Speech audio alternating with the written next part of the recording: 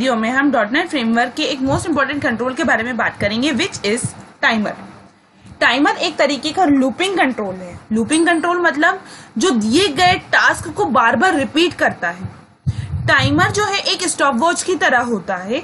Stop watch जिस तरीके से जैसे ही हम स्टॉप वॉच को स्टार्ट करते हैं उसमें टाइम चलना स्टार्ट हो जाता है, और जब तक हम उस स्टॉप वॉच को स्टॉप नहीं कर देते वो टाइमिंग उसी तरीके से चलता जाता है।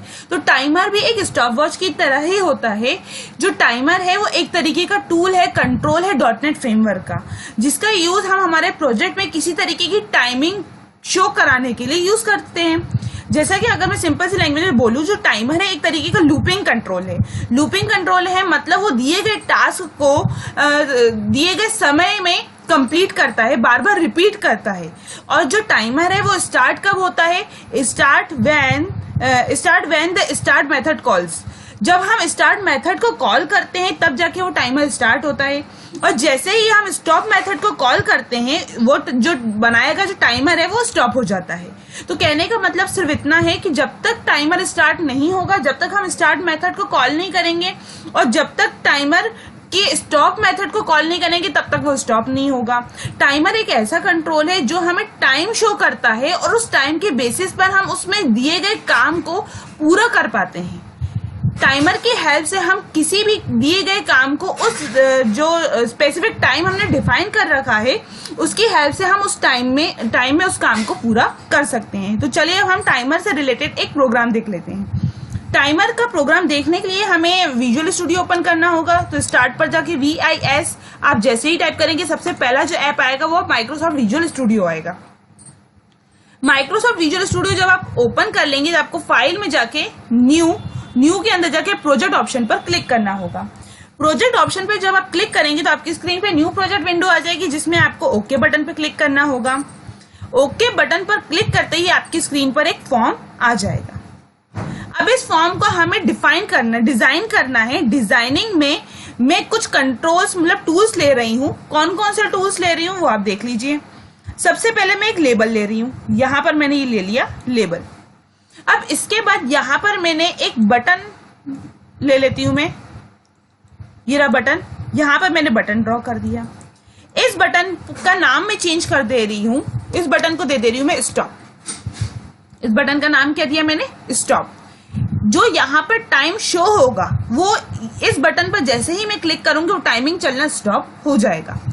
अब इस लेबल के प्रॉपर्टीज में जाकर मैं ये जो लेबल 1 लिखा हुआ है इसे हटा देती हूँ और ओके कर देती हूँ। तो अब आप देख पा रहे हैं लेबल लिया तो है बट हमें दिख नहीं रहा है।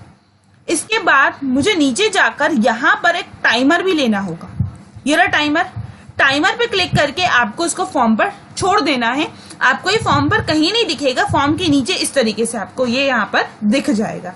अब आपको क्या करना है? टाइमर पर डबल क्लिक।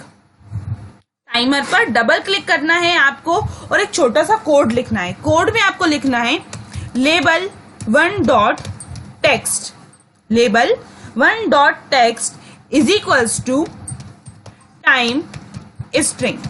हमने क्या दिया? Label 1.text is equals to time string, कुछ इस तरीके से। तो अब क्या है? अब मैं इस प्रोग्राम को रन कर रही हूँ। अभी तक मैंने स्टॉप बटन पर किसी भी तरह की कोई भी कोडिंग नहीं करी है, पर पहले मैं आपको रन करके दिखा देती हूँ, फिर अगेन मैं आपको रन ओवर करके प्रोग्राम को स्टॉप बटन की कोडिंग करके स्टॉप करना भी बता दूंगी। तो चलिए डिबग पे जाते हैं, स्टार्ट डिबगिंग।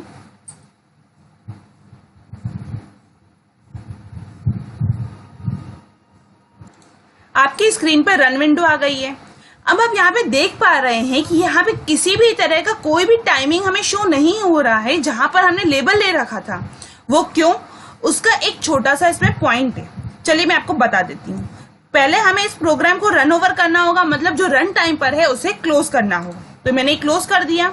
अब आप देख पा रहे हैं कि हमारा प्रोग्राम रन विंडो पर नहीं है, रन ओवर हमने कर दिया है। अब आपको कहाँ जाना है? फॉर्म पर जाना है। फॉर्म पर जाकर आपको टाइमर पर जाना है और यहाँ पर आपको टाइमर की प्रॉपर्टीज दिख रही होंगी।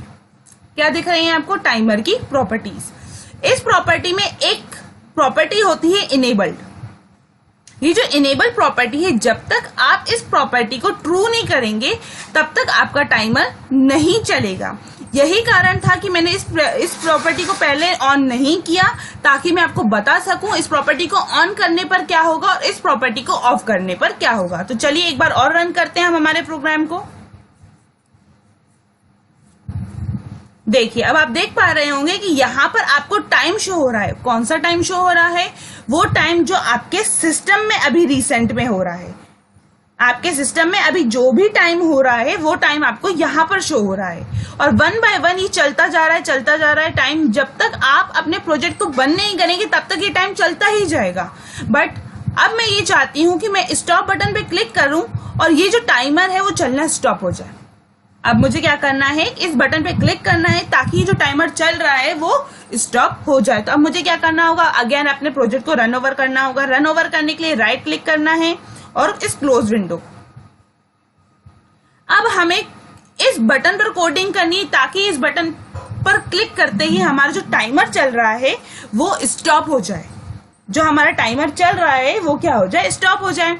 तो टाइमर 1 डॉट स्टॉप, हमें क्या लिखना होगा, टाइमर 1 डॉट स्टॉप, कुछ इस तरीके से।